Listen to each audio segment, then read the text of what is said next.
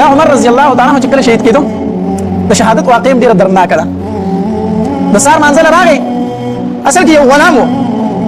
د مغیره بن شعبه رضی الله تعالی عنہ غلام د عمر رضی الله تعالی عنہ په بازار کې ته دی غلام ورته وویل یا عمر زما د مولا ته ووایه چې په ما د مزدوري لکه کمه کېدي د ما زما د مزدوري ډېره غواړي. عمر رضی الله تعالی عنہ فرمایي څومره مزدوري درنه غواړي؟ وایي 4 درهمه یا 4 دیناره خو 4 روپۍ رانه د ورځې غواړي. عمر رضی الله تعالی عنہ د پیسې تاسو ته څه کار کوي او خپل کار خو عمر رضی الله تعالی عنہ دومره قدرې وي دا خو ډېر نه ده 4 روپۍ خو ډېر نه دي ورځې کې ستانه غواړي ستاسو کار خو ډېر پیسې پیدا کیږي دا خو ډېر نه ده. صرف دا خبره ته وکړه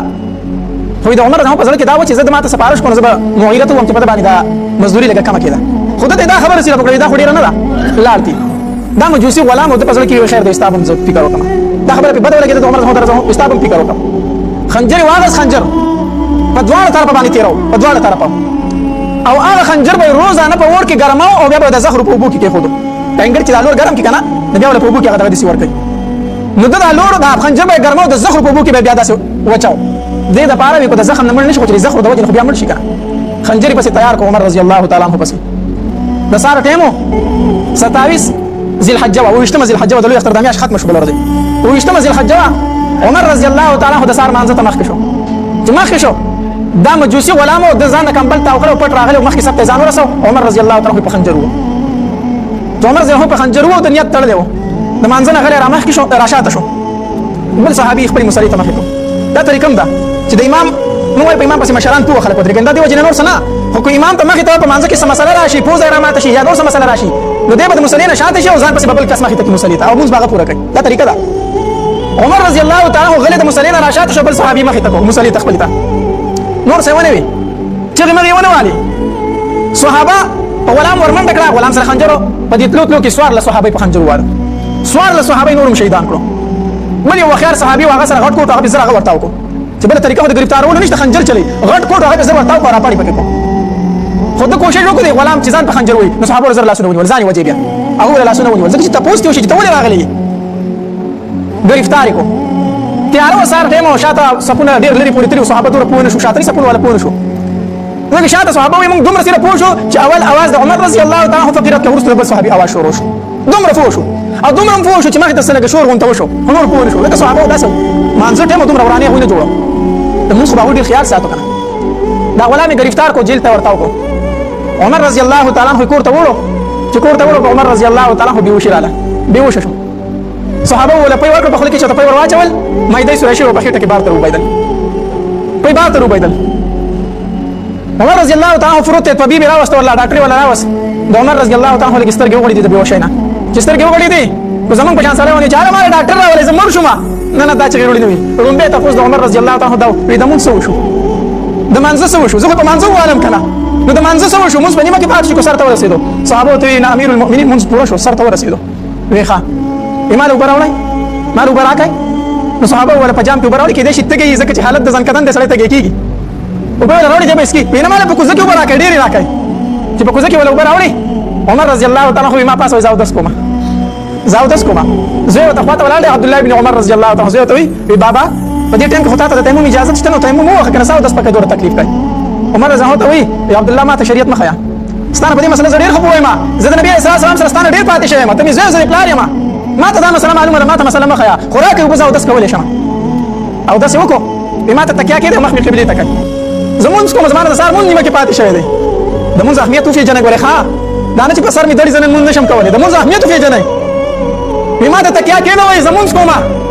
عبد الله بن عمر رضی الله تعالی بیا فرمایي بابا په اشاره مونږ په دې حالت خو په اشاره باندې مونږ جایز دی عمر هو بیا فرمایي ما ته مسله مخه په دې مسله باندې نبی رسول الله صلی الله علیه وسلم روزي مبارک تعالی سنیو ما ته دې صاحب سره ستاره ډېر وخت تیر کړی دی زه په دې مسله ستانه ډېر خبر وایم ما ته تکیا کېده زمون کومه عمر رضی الله تعالی عنہ مونږ کو چې مونږ کو صحابه ولا تسلی ورکوله اس پر وانشته ته جوړ شي عمر رضی الله تعالی عنہ فرمایي په تاسو مال دی وجه تسلی راکوي چې تبر دې گزار نه سم شي زه سمېدو والا نه ما زه شهید کېږم زمرم ما ته پته ده خدا ته پوس را کوم چې زواله چای ما چا ولم دارته وایي صحابه ورته وی فیروز غلام والی د مغیره ابن شعبه کوم مجوسی غلام کافر غلام چې د فیروز نوم دی ابو لؤلؤ باندې مشهور دی هغه غلام والی عمر رضی الله تعالی عنہ الحمدلله الحمدلله الله ستاسو لاک لاک شکر دی چې د مسلمان د لاس نه لګېدلی دا خبره وکړه الحمدلله شکر دی چې دا انسان د لاس نه لګېدلی څوک چې قبلې ته مخ کوي ځکه چې څوک مونځ کوي دا ډېر لوی اهمیت دی نو عمر رضی الله عنه فرمایي شکر دی چې هغې سړي نه وایي چې څوک څه ته مخ کوي قبلې ته مخ کوي ځکه چې قبلې ته مخ کوي او مونځ کوي او زه یې وایم نو زما د وجې نه به جهنم ته ځي بیا سره د مونځ او بیا جهنم ته ځي نو شکر دا دی چې کافر دی مسلمان نه دی صحابه ورته وایي عمر فانسي کو عمر ورته وایي څنګه فانسي کوئ زه ژوندی یم زه خو سمړ نه یم چې تاسو هغه فانسي کوئ قصاص ترې نه اخلئ او که یې مړ شوم نو هغه اختیار مې بیا وارثانو ته دی چې معاف کوي قصاص اخلي خو بالحال خو زه ژوندی یم تاسو دغه څنګه وجنئ هله په جیل کې دی وي عمر رضی الله تعالی عنه په ځان باندې پوه شه چې زه نه پاتې کېږم بهرحال خبره را لنډوم چې په ځان پوه شه چې زه مرم نه پاتې کېږم نو خپل زوی یې راوغوښتو عبدالله یا عبدالله لاړ شه او زمونږ مور عایشه بیبي ته وایه چې د عمر د زړه د ارمان دی چې د خپلو دوستانو سره په خوا کې وده شي او د هغوی سره په ګاونډ کې څملي عایشې ته وایي ستا اجازت شته ځکه نبي علیه الصلاة والسلام او ابوبکر صدیق رضی الله عنه دا د عایشې په کوټه کې دفن دي که نه دا د هغې په کور کې دفن وي لاړ شه عایشې ته وایه چې د عمر د زړه ارمان دا دی چې هغه د خپلو دوستانو سره په ګاونډ کې وده کېده غواړي که ستا ورته اجازت وي خو امیر المؤمنین به ورته نه وایي بلکې داسې به ورته وایي چې عمر وایي عبدالله بن عمر رضی الله عنه چې راغی عایشې بیبي ته یې ور وټکاو عایشه بیبي راله وی مورې زما بابا وایي زه د خپلو دوستانو سره په ګاونډ کې څملاستل غواړم ستا اجازت شته عایشه بیبي په ژړا شوه وی دا ځای خو ما ځان نه منتخب کړی و ما وی یو خوا مې به پلاري او بل خوا مې به خاوني او په خوا کې به ورسره زم یمه دا خو ما ځان له د قبر دپاره منتخب کړی و خو زه د ځان د پاسه عمر ته فضیلت ورکوم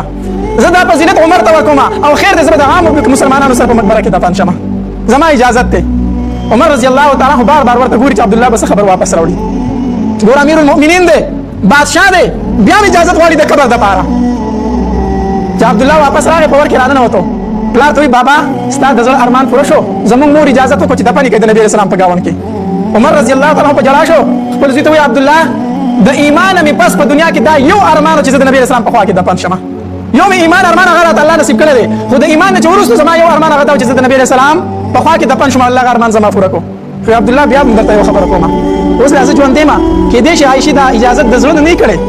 خو زه ژوندی یم زما د مخ نه شرمېږي کېدای شي دا اجازت یې کړی وي د زړه نه پرې خوشحاله نه خو چې کله زه مړ شم او زما جنازه وسي نو بیا به ترې اجازت غواړئ عمر رضی الله تعالی عنه باندې د ځنکدن خوله راماته شوه نو چې کله به د ځنکدن سخته شروع شوه زوی ته وایي ما د کټ نه کوز کړه ځمکه باندې مې سملوه ما ځمکې ته کوز کړه بچې ورته وایي بابا ولې دې په ځمکه باندې سملوم بچې چې ما درته وایي چې ما ځمکې ته کوز کړم ما په ځمکه سملوه که نه زه دا غواړم چې زه د مدینې په خاورو کې خپل مخ راوړم خپل مخ په خاورو کې ریګړه کړم او نبي علیه الصلاة والسلام له داسې په وینو کې سور لاړ شم زوی په ځمکه سملو عمر خپل مخ په خاورو کې کېښودو خپل مخ په خاورو کې کېښودو او په ژړا شو علي رضی الله تعالی عنه رالی عمر د مرګ نه ویریدي چې جاړي عمر رضی الله تعالی عنه غلی د مرګ نه یریږم خو د مسلمانانو خلیفه پاتې شوم او جاړم په دې چې الله رانه د دې مسلمانانو تپوس کې زه به جواب ورکوم هغه خلیفة المؤمنین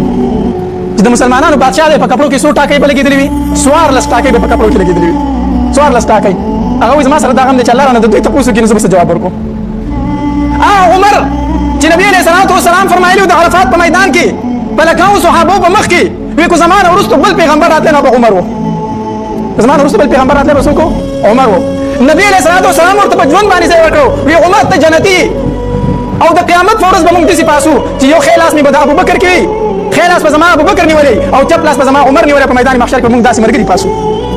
دا یې ورته په ژوند دا خبرې کړې وي خو بیا هم عمر جاړي وي زه به الله له څه جواب ورکوم